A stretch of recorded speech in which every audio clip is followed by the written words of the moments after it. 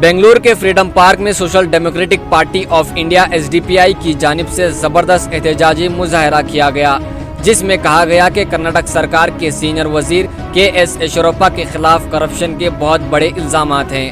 हाल ही में एक senior contractor और बीजेपी कारकुन ने रिश्वत की वजह से खुदकुशी करके जान गंवा दी है, जहां येचुरप्पा पर 40% रिश्वत का मुतालबा करने का इल्जाम है। ऐसे रिश्वतखोर वजीर को फौरन गिरफ्तार करने का एसडीपीआई ने मुतालबा किया है। ये वही येचुरप्पा है जिन्होंने मुसलमानों के खिलाफ नफरत अंगेज बयानात दिए थे और शिमोगा में फिरका वाराना फसाद भड़काने का इल्जाम इन्हीं के सर है। जब एक आम जनता के ऊपर अत्याचार होता है तब भी ये हुकूमत खामोश होती है, तो हम हुकूमत से मुतालिबा करते हैं, भले वो आपका पार्टी का भी हो, इसे असेंबली में इस्तीफा देना होगा, मिनिस्ट्री से भी इस्तीफा देना है।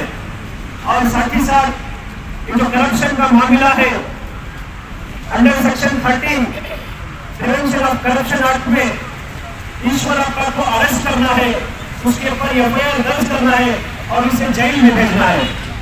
जब तक ये लोग इस जालिम हुक्मरान के ऊपर एफआईआर दर्ज नहीं करेंगे, तब तक social democratic party of India गली गली में इसकी गूंज उठाएगी। इस्तीफा देने से कुछ नहीं होता, हमें हक चाहिए। इसके ऊपर बराबर इन्वेस्टिगेशन होना है और ये इन्वेस्टिगेशन सीआईडी और एनआईए के तहत होना है। यहाँ पर एक छोटा सा एक खतरनाक का मामला होता है तो सेंट्रल हुकूमत से एनआईए यहाँ पर आती है, जबकि ये बहुत बड़ी घटना एक सबूत छोड़कर गया है। उसके बावजूद ना ही उसके ऊपर यूएपीए लगता है, ना ही उसके ऊपर एफआईआर होता है, ना ही येचुरप्पा के ऊपर सेक्शन 13 के तहत उसे गिरफ्तार करते हैं। ये राजीनामा देने से नहीं, बल्कि आइंदा आने वाले दिनों में हमें खुला खुला मालूम होता है कि ये फैसिस्ट और तंग नजर रखने वाले एक लॉलीपॉप की तरह रिजिग्नेशन देकर छुप जाने से नहीं होता। इसे जो हुकूमत की तरफ से जो कानून है वो कानून के तहत सजा देनी चाहिए कि आइंदा आने वाले दिनों में ये फैसिस्ट हुकूमत जैसे जैसे जो इख्तियार से यहाँ पर अवाम के ऊपर, पिछले तबकात के ऊपर हमला करना चाहती है, आप और हम मुत्तहिद होकर इसका मुकाबला करेंगे, तभी जाकर एक फैसले की उम्मीद रख सकते हैं।